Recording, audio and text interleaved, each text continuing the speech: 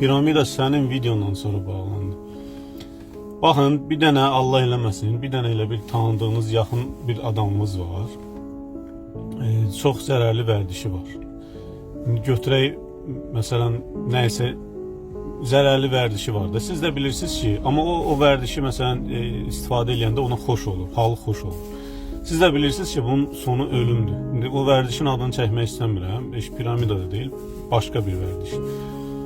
İndi o amma istifadə edir onu və həmin gün xoşhal olur.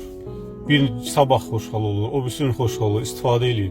Siz də gözünüzün qabağında bilirsiniz ki, bu indi gec-tez 1 ay, 2 ay, 3 ay öləcək də bu adam, yaxınınızdır.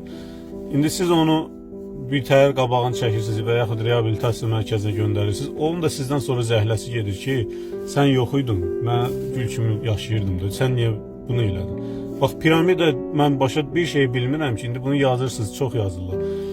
Yəni, nə bilim, videocu 1 milyona yaxınlaşacaq da, bax, orada çox yazırlar. Yəni, mənim heç bir pis niyyətim olmuyor, amma bilirəm ki, hamıya yaxşılıq eləmişim. Çünki, bax, belə bir nümunə danışım, elə bu günlərdə paylaşılıb. Tutaq ki, 100 qoydunuz, 120 götürdünüz. 200 qoydunuz, 250 götürdünüz. 10.000 qoydunuz, 15.000 götürdünüz. Bu bilirsiniz siz nəyə gətirir? Məsələn, bir evinizi satırsınız, şərti deyirəm, 100.000 qoyub 150 sizə söz verəndə, 150'nin vaxtı çatanda deyirlər ki, bir dənə 47.000 yenə ödəniş eləməlisiniz. Pul hesabınızda, doğrudan da hesabınızda görürsünüz. O 47.000'i gerirsiniz, boş xərc edib tapırsınız. Sonra onu artıq sizə heç bir qəpik də verilməyəcək, bu bəllidir. Piramidanın sonunu deyir, amma o həmin o pis arzusu olan insanın ölümünü deyir. Deyəcəklər ki, get heç nə, hesabınızda 100-200 minə yaxın pul var. Bir dənə də 7.000 pul qalıb, onu da gətirin ödəyin, veririk. Ondan sonra deyəcəklər bir 2 həftə gözləyin. Siz sonra təzədən deyəcəklər ki, hesabınızda 300 minə yaxın pul yığılıb, qalıb bir dənə son 1000 manat, 1000 dollar, onu da gətirin ödəyin. Bax, elə siz də verdikcə düşmüsünüz bu tələyə. Yəni piramidanın sonu budur. Yəqin ki, çoxsu başa düşmür, belə müraciətlər eləyir. Yazırlar belə, amma mən öz işimdə əminəm, belə də ki, mənim işim deyil, mən bilərəkdən heç nə eləməmişəm. Sadəcə iqtisadi bir mövzu görmüşəm, paylaşmışam, o da belə çox baxış yox. İndi sizə düzün desəm, ilk dəfə mənim videomu görsəz, bu piramida deyirəm, tost, bir də ki, tost, bir də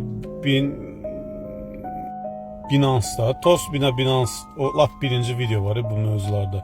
Hətta onda mən heç bilmirdim tost nədir. Orada mənim cavabıma fikir versəz, mən elə bildim, Binance bilirəm, mən Binance məşhur, belə hamının başa düşməsi üçün deyirəm də, elə bir bazardır. Məsələn, müxtəlif kriptovalyuta, qiymətli kağızlar bazarlar var, onların biri Binance'dır. Məsələn, bazarlar var, meyvə satırlar, birinin adı Şərq bazarıdır, birinin adı Təzə bazarıdır. Binance'ı bilirəm, amma tost soruşanda mən ümumi elə bildim, o da kriptovalyutadır. Orada elə cavabımı dinləsəz, elə cavab vermişəm ki, yəni o risklidir, alış-veriş də orada gərək güclü təcrübəniz olsun, ancaq brokerlər qazanırlar, orada faiz qazanır.